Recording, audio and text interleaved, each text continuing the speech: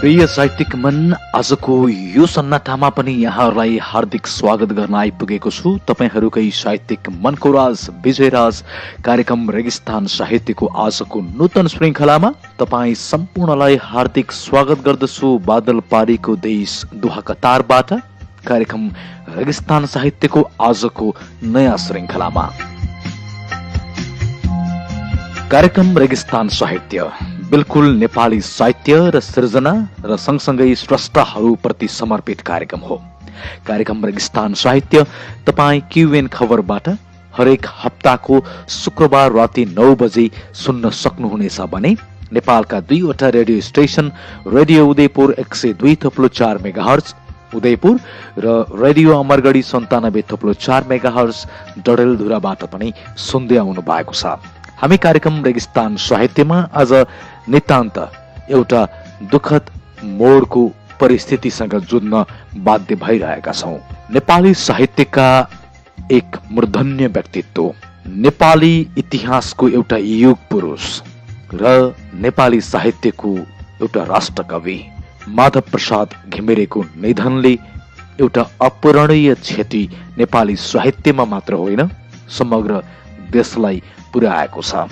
आज हामी नितान्त आजको 1 घण्टा नेपाली साहित्य र सृजनाका राष्ट्रकवि स्वर्गीय माधव प्रसाद घिमिरे प्रति समर्पित गर्दै आजको कार्यक्रम रेगिस्तान साहित्य पूर्ण गर्नेछौँ। आज हामी हाम्रा श्रोताले पठाएका कविता, गजल, भावना र मुक्तकहरू कार्यक्रममा समावेश गर्ने छैनौँ भने आजको पूर्ण कार्यक्रम राष्ट्रकवि स्वर्गीय माधव प्रसाद घिमिरेको जीवन र उनले नेपाली साहित्यमा पुर्याएको योगदान र उनका कृति र उनले रचेका विभिन्न साहित्यिक सृजनाहरूका बारेमा चर्चा गर्नेछौँ। आजको 1 घण्टा आउनुहोस् राष्ट्रकवि प्रति समर्पित भएर कार्यक्रमलाई सुरुवात गर्ने अनुमति दिनुहोस्।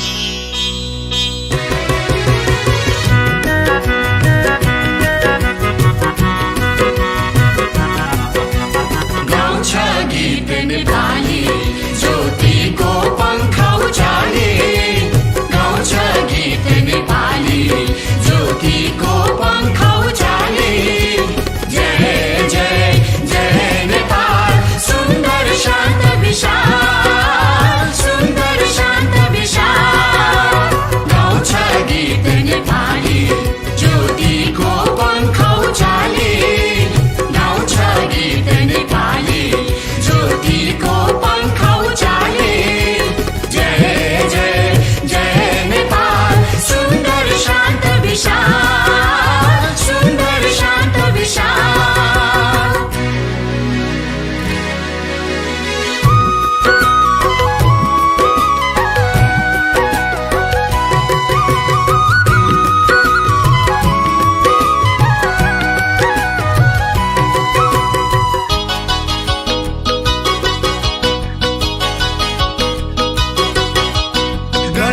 कोशी कर्णाली मेची र महाकाली लेकर बेसी बिउजाउँछन् र हार लाखो चाली। हिमाल चुली बोलाउँछ पहिलो झुल्का निकाली सगरमाथा शिखरमा पुग्दछ पहिले नेपाली।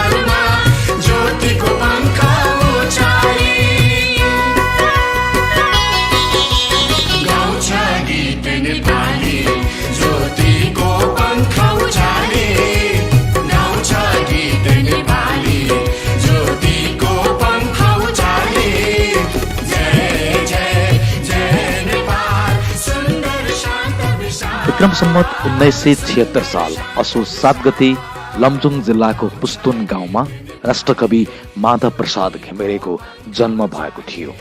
जन्मिएको 3 वर्षमा उनले आमा गुमाउनु पर्यो। 6 वर्षको उमेरमा उनले अक्षर चिनेका थिए भने उनले 8-9 वर्षको हुँदा गाउँको फुले बाबासँग पञ्चाङ्ग अध्ययन गरेका थिए। 11 वर्षको उमेरमा घर छाडेर दुरडाँडा लमजुङ गाउँको संस्कृत पाठशाला, काठमाडौँको रानीपोखरीमा रहेको संस्कृत प्रधान पाठशाला र तीनधारा संस्कृत पाठशालासम्म आइपुग्दा उनले प्रथमा उत्तीर्ण गरेका थिए। त्यसपछिको अध्ययनमा उनी बनारससम्म पुगे र घिमिरेले भारतमा बनारसको क्वीन्स विश्वविद्यालयबाट सर्वदर्शनमा शास्त्री पनि गरेका थिए।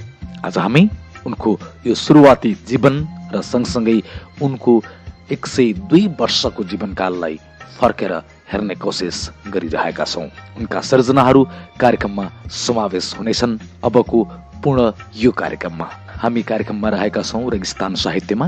तपाईँ सुनिरहनु भएको छ क्युबेन खबरबाट कार्यक्रम रेगिस्तान साहित्य र नेपालका 2वटा रेडियो स्टेसनबाट हरेक शनिबार राति 9:15 बजे रेडियो उदयपुर 102.4 मेगाहर्जबाट र सँगसँगै रेडियो अमरगढी 97.4 मेगाहर्जबाट पनि सुनिरहनु भएको छ।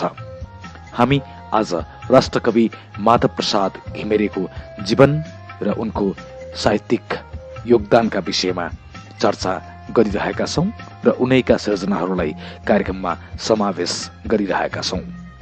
मृत्यु सामान्य चिज होइन, एउटा जीवनको अन्त्य हो।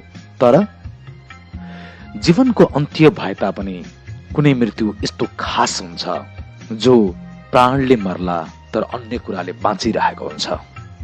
यस्तै एउटा मरण, यसरी होस् मरण, जो राष्ट्रकवि माधव प्रसाद घिमिरेले आफ्नो मृत्युपछि अथवा आफ्नो निधनपछि बजाइयोस् भनेर लेख्नु भएको थियो, रचना गर्नु भएको थियो। मृत्युपछि आफूले चाहेको जस्तै मरणका बारेमा आफैले रचेको एउटा सङ्गीत बाहिरिनु सायद यो ऐतिहासिक मरण पछिको साङ्गीतिक उदय हो। उनका हर शब्दलाई नियालेर हेर्ने हो भने जसरी उनले यो जीवनको अन्त्य गरेका छन्, एउटा युगबाट बिदा लिएका छन्, त्यसरी नै यी शब्दहरूले बोलिरहेका छन्, त्यसरी होस् मरण। आउनुहोस् आफ्नो मृत्युपछि बजाइयोस् भनेर उनी आफैले रचना गरेको त्यसरी होस् मरण यो पनि कार्यक्रममा समावेश गर्न चाहन्छु। यसभन्दा अगाडि म एउटा थोरै पृष्ठभूमि जोड्न चाहन्छु। जुन त्यसरी होस् मरण भन्ने रचना उनले जो गरेका थिए, उनले भनेका थिए आफ्ना परिवारभित्र, मलाई सुनाउनु पनि पर्दैन, मलाई देखाउनु पनि पर्दैन, यो रचनालाई सङ्गीतबद्ध गरिदिनु र मेरो मृत्युपछि मात्र यसलाई प्रसारण गरिदिनु, यो उनको आग्रह थियो। र यो आग्रह अनुसार नै कसैले यस कवितालाई सङ्गीतबद्ध बनाइसके पछाडि यसको सर्वाधिकार जीवन छँदै उनले दिएका थिए। त्यसरी होस् मरण। आउनुहोस् राष्ट्रकवि माधव प्रसाद घिमिरेप्रति हार्दिक श्रद्धाञ्जली अर्पण गर्दै कार्यक्रममा म यो समावेश गर्न चाहन्छु, जसमा गायक कर्णदास, शब्द रचना स्वर्गीय माधव प्रसाद घिमिरे र आशिष अविरलको सङ्गीत रहेको छ। त्यसरी होस् मरण, त्यसरी होस् मरण, त्यसरी होस् मरण, त्यसरी होस् मरण, त्यसरी होस् मरण, त्यसरी होस् मरण। जसरी सुछन् तारमा गीतका चारु चरण, जसरी सुछन् तारमा गीतका चारु चरण। हिमाल चोली देशमा दिनको शान्त भेषमा, हिमाल चोली देशमा दिनको शान्त भेषमा।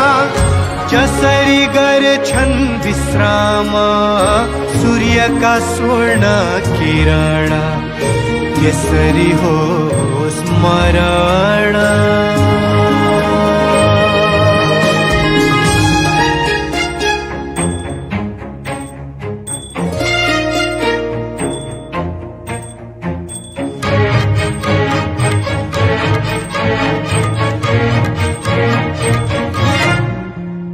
सुन्दर सृष्टि निहारे सुखैले चिम्लो नयन। सुन्दर सृष्टि निहारे सुखैले चिम्लो नयन। बिहानी पख रातको कुसुम पारी जातको। बिहानी पख रातको कुसुम पारी जातको। जसरी जान्छ झरेर भुइँमा बिना पवन त्यसरी हो स्मरण।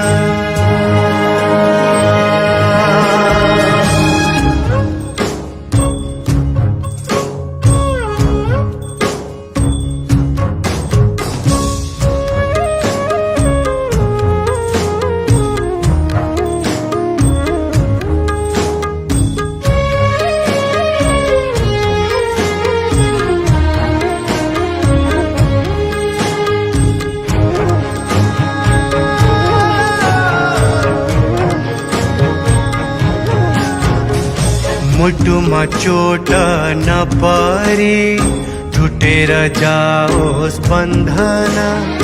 मुटुमा चोट नपरे टुटेर जाओस् बन्धन। बादलको सेतो रासमा दुईटा मूर्ति पासमा। बादलको सेतो रासमा दुईटा मूर्ति पासमा। जसरी शिर नुहाए आफैमा हुन्छन् अर्पण त्यसरी हो स्मरण।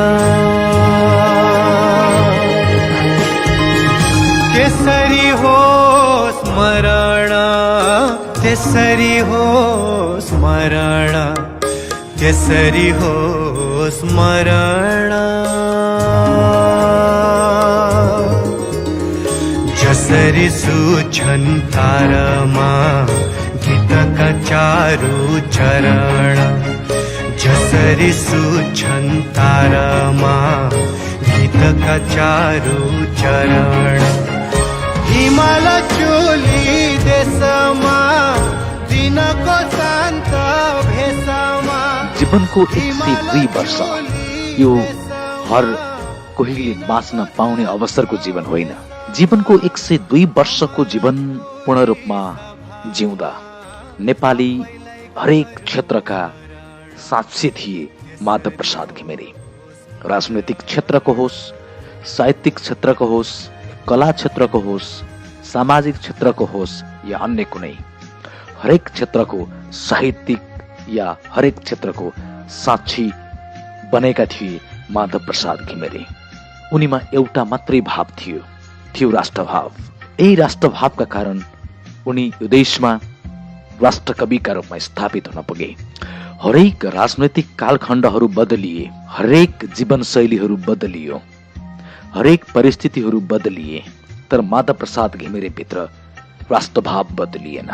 उनी राष्ट्रभाव सधैँ राखिरहे। यति लामो जीवनमा उनका बारेमा यति ठूला परिवर्तनका साक्षी भइरहँदा पनि उनी कहिले विवादित बन्न पुगेनन्। सीधा अर्थमा भन्नुपर्दा हरेक राजनैतिक परिवर्तनका साक्षी उनी कहीँ पनि राजनैतिक आवरणमा पुगेनन्। जीवनका हरेक कालखण्डसँग उनको यस्तै उठबस भयो, तर साहित्य भन्दा बाहिर उनको चस्माले कहिल्यै हेर्नै पुगेन। स्वच्छन्दतावादी भावधारा र परिष्कारवादी शैली भएका कुशल नेपाली साहित्यकार, कवि र गीतकार हुन् स्वर्गीय माधव प्रसाद घिमिरे। उनी बाल्य अवस्थादेखि निरन्तर रूपमा नेपाली साहित्यका कविता, खण्डकाव्य, गीति नाटक, कथा, अनुवाद, लेखन, प्रबन्धन जस्ता धेरै अनेकौं विधा उपविधाहरूमा निरन्तर कलम चलाउँदै आएका बहुमुखी प्रतिभाका धनी थिए उनी। जीवनमा शिक्षण पेसादेखि जागिरी जीवनसम्म काठमाडौँमा पहिलो पटक खुलेको रोयल नेपाल एकाडेमीमा सदस्य भएर काम गर्दा जीवनका हरेक आरोह अवरोहसँग उनको उठबस उत्तिकै भयो। प्रकृतिका अनेकन विविध पक्षीहरूलाई आफ्ना जीवन्त रचनाहरूमा समावेश गर्दै जीवनलाई नै प्रकृति सापेक्ष ढङ्गबाट व्याख्या गर्ने उनका लेखाइहरू दीर्घ साधनाले भरिएका छन्। उनी गोरखापत्रमा पनि काम गरे, शिक्षण पेसा लमजुङमा पनि गरे। उनको पहिलो कृतिका रूपमा नवमञ्जरीका रूपमा लिए तापनि ज्ञानपुष्प उनले लेखेको पहिलो कृतिका रूपमा देखिन्छ। यी विषयहरूमा उनको साहित्यिक कृतिका विषयमा फेरि म कार्यक्रममा चर्चा गर्नेछु। अहिले नेपाली हामी रहौँला कहाँ, नेपालै नरहे, यो शब्द, यो संगीत उनको जीवन आर्यघाटसम्म पुग्दा बजिरहेको थियो। जीवन थिएन तर जीवन्त बनिरहे। यही संगीत कार्यक्रममा म प्रस्तुत गर्न चाहन्छु। नेपाली हामी रहौँला कहाँ, नेपालै नरहे। स्वर नातिकाजीको, शब्द रचना माता प्रसाद घिमिरेको शब्द रचना सँगसँगै नातिकाजीको संगीतमा यो मिठो सृजना यहाँका माझमा।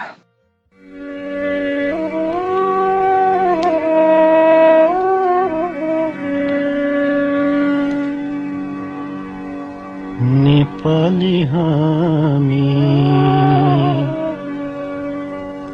रहौँला कहाँ, नेपालै नरहे, नेपालै नरहे। उँचाइ हाम्रो झुलिन्छ कहाँ, हिमालय नरहे, हिमालय नरहे।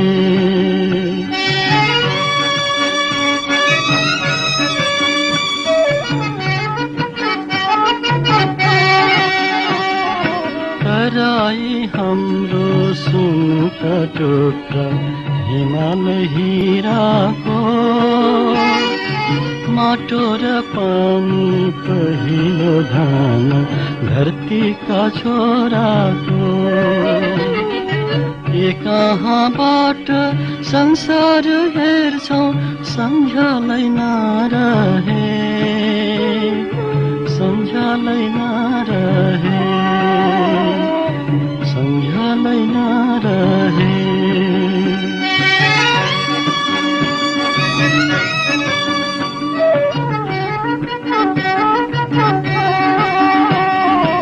दसैँ र तिहार रमाइलो हाम्रो छुटकार ख्यालीले, हृदय हाम्रो जुर्मुराउँछ जितको झालीले। बैसको तालमा नाचौँला कहाँ, मादलै नरहे, मादलै नरहे, मादलै नरहे।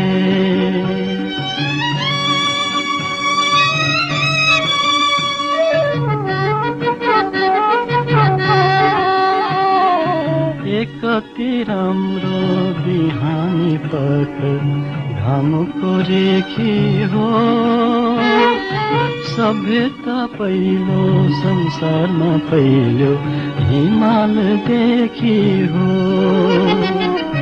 बिउझौँला कहाँ पूर्वको पहिलो उज्यालै नरहे, उज्यालै नरहे, उज्यालै नरहे। नेपाली हामी रहौँला कहाँ। स्वर्गीय माधव प्रसाद घिमिरे 14 वर्षको उमेरमा ज्ञानपुष्प शीर्षकमा विक्रम सम्वत 1992मा गोरखापत्रमा पहिलो रचना छपाएर काव्य सृजनामा प्रवेश गरेका हुन्। घिमिरे विक्रम सम्वत 2005 सालमा गोरखापत्रमै सहसम्पादकको पनि जागिरी गरेका थिए। बनारसबाट शास्त्री प्रथम खण्ड उत्तीर्ण गरेपछि विक्रम सम्वत 1998 सालमा भाषानुवाद परिषदबाट मासिक 25 रुपियाँ तलबमा लेखक पदमा र विक्रम सम्वत 2001 सालमा गोरखापत्र दैनिकमा मासिक 40 रुपियाँ तलबमा सहायक सम्पादकमा रहेर पनि उनले काम गरे। त्यसपछि 2010 सालमा लक्ष्मी प्रसाद देवकोटाको अध्यक्षतामा गठन भएको काव्य प्रतिष्ठानमा 4 वर्षसम्म सदस्य थिए। विक्रम सम्वत 2008 सालमा लमजुङ फर्किएर माध्यमिक विद्यालयको प्रधानाध्यापक भएर शिक्षा क्षेत्रमा प्रत्यक्ष रूपमा संलग्न भएका थिए स्वर्गीय माधव प्रसाद घिमिरे। चर्चित राष्ट्रिय गीत गाउँ सगीत नेपालीका रचनाकार घिमिरेको अन्य चर्चित गीतहरूमा फूलको थुङ्गा बगेर गयो जुन तारादेवीले गाएकी छिन्, तथा आजै र राति के देखे सपना जो नारायण गोपालले गाएका छन्। विक्रम सम्वत 2014 सालमा नेपाल राजकीय प्रज्ञा प्रतिष्ठानको सदस्य भएपछि आजीवन सदस्य, उपकुलपति र कुलपति भएर प्रज्ञा प्रतिष्ठानमा लामो समयसम्म उनी सक्रिय पनि रहे। व्यक्तिगत जीवनमा कुरा गर्ने हो भने विक्रम सम्वत 2004 सालमा उनकी जीवन सङ्गिनी गौरीको निधन भयो। कालान्तरमा जिन्दगी जिउँदै जाँदा उनले महाकालीसँग विवाह गरे, दोस्रो विवाह। उनको काव्यिक यात्राको पहिलो कृति नवमञ्जरी विक्रम सम्वत 1994 सालमा प्रकाशित भएपछिको यात्रा निरन्तर छ। गौरी राष्ट्रकवि माधव प्रसाद घिमिरेद्वारा लेखिएको शोक काव्य हो। आफ्नो जीवन सङ्गिनी गौरीको निधनपछि उनले लेखेका थिए यो शोक काव्य। साझा प्रकाशनले विक्रम सम्वत 2015 सालमा प्रकाशित गरेको यस काव्यमा 12 उपशीर्षकमा लेखिएका कविताहरू संग्रहित पनि छन्। प्रियमन, कार्यक्रम रेगिस्तान साहित्यमा आज मैले नेपाली साहित्यबाट या नेपालको एउटा मूर्धन्य व्यक्तित्व राष्ट्रकवि माधव प्रसाद घिमिरेको सम्झनामा समर्पित, घिमिरेप्रति समर्पित पूर्ण 1 घण्टाको कार्यक्रम यहाँहरूका माझमा प्रस्तुत गरिरहेको छु। तपाईँ सुनिरहनु भएको छ भन्ने आशा छ मलाई, र कार्यक्रम तपाईँ क्युएन खबरबाट प्रसारण भइरहेको छ। आज हामी हाम्रा श्रोताका कुनै पनि रचनाहरू कार्यक्रममा समावेश गरेका छैनौँ। तपाईँहरूले पठाउनु भएका रचनाहरू अर्को अङ्कमा समावेश गर्नेछौँ र पठाउनुहोला र हामी कार्यक्रममा समावेश गर्नेछौँ अर्को अङ्कमा। आजको यो अङ्कको लागि म क्षमा चाहन्छु। प्रियमन, आउनुहोस् कार्यक्रममा अब अर्को एउटा साङ्गीतिक विश्राम लियौँ। सारङ्गी त रेटे पनि दिन्छ मिठै धुन, गायक शिशिर योगीको गायनमा, शब्द रचना स्वर्गीय माधव प्रसाद घिमिरे र सङ्गीत शक्ति वल्लभको। यो मिठो आवाज शिशिर योगीले प्रस्तुत गरेका छन् र यसको रचनाकार स्वर्गीय राष्ट्रकवि माधव प्रसाद घिमिरे।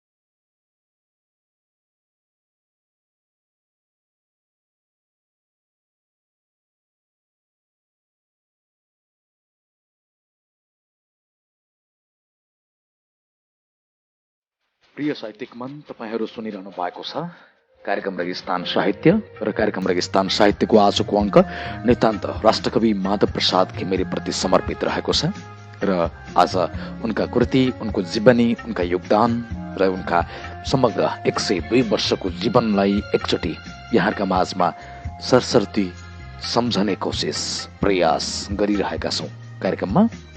अब माधव प्रसाद घिमिरेद्वारा लेखिएका कृतिहरू के थिए यो विषयमा पनि चर्चा गरौँ।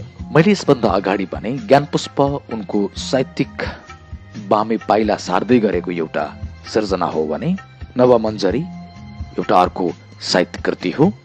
गौरी जुन उनको जीवन सङ्गिनीको निधनपछि उनी स्वयं आफैले लेखेको एउटा शोक काव्य थियो। गौरी उनको शोक काव्य हो। मालती मङ्गले गीति नाटकका रूपमा निकै चर्चित मालती मङ्गले हो भने तर राष्ट्रकवि माधव प्रसाद घिमिरेलाई स्थापित गराएको शोक काव्य गौरीले नै हो। हिमाल पारी हिमाल वारी यो पनि एउटा गीति नाटक हो।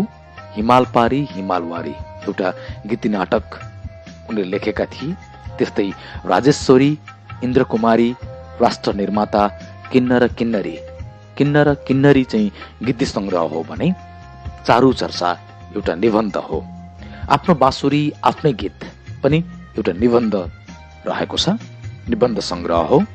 र राष्ट्रकवि माधव प्रसाद घिमिरेले आफू जीवन पछि पनि एउटा साङ्गीतिक क्षेत्रमा आफ्नो सृजना आफूले नसुने तापनि आफूले रचना गरेर कसैलाई सर्वाधिकार सुम्पेर जानुभयो। त्यो हामीले मात्र सुन्न पाइरहेका छौँ, जुन यसभन्दा अगाडि मैले कार्यक्रममा समावेश गरिसकेको छु। राष्ट्रकवि माधव प्रसाद घिमिरेलाई विक्रमसम्म 2076 सालमा पद्मश्री साधना सम्मान पुरस्कार प्रदान गरिएको थियो र उहाँलाई विक्रमसम्म 2075 महाउज्जवल पदकबाट सम्मानित पनि गरिएको थियो। विक्रमसम्म 54 सालमा 2054 सालमा हिमाल पारी हिमाल वारीका लागि साझा पुरस्कार प्राप्त भएको थियो भने विक्रमसम्म 2058 सालमा चारु चर्चा निबन्धका लागि साझा पुरस्कार प्राप्त भएको थियो माधव प्रसाद घिमिरेलाई।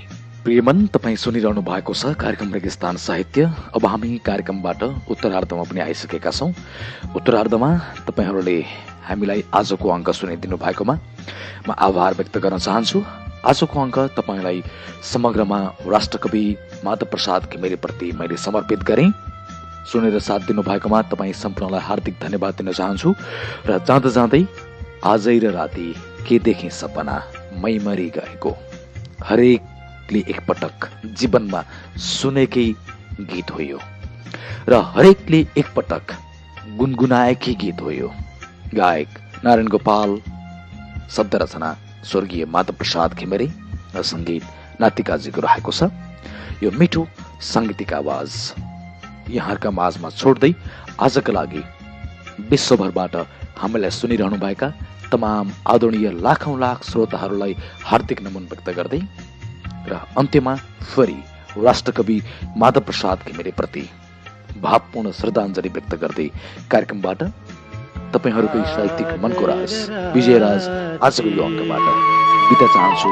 नमस्कार, शुभरात्रि, शुभ सपना। के देखे सपना मै मरी गएको,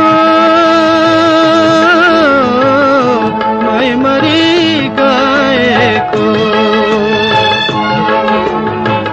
बतास बिनु ढङ्गको फुल धै झरी गएको, धै झरी गएको।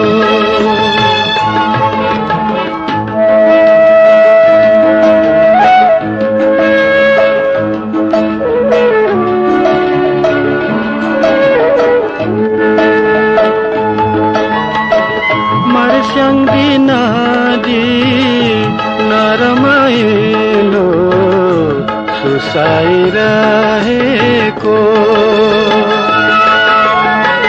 मर्स्याङ्गी नदी नरमाइलो सुसाइरहेको, कहाँ कहाँ बादल भित्र मरोइरहेको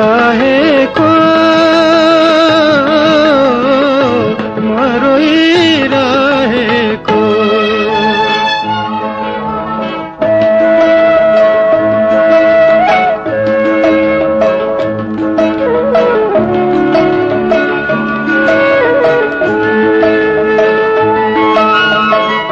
वारी र पारी घाम र छाया माझैमा पियारा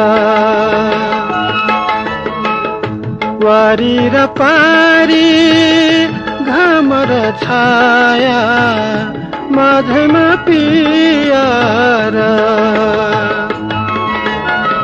संसारमा जन्म दिएर ईश्वर वैसमा नमारा वैसमा नमारा आजै र राति के देखे सपना मै मरि गएको मै मरि गएको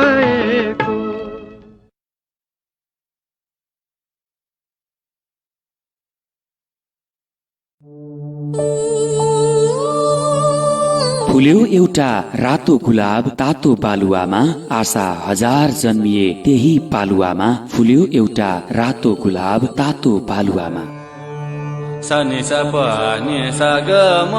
रेगिस्तान साहित्य अब तपाईहरूमाझ तपाईका साहित्यिक सृजना र सर्जकसँग एउटा मेहफिल कार्यक्रम रेगिस्तान साहित्य उचित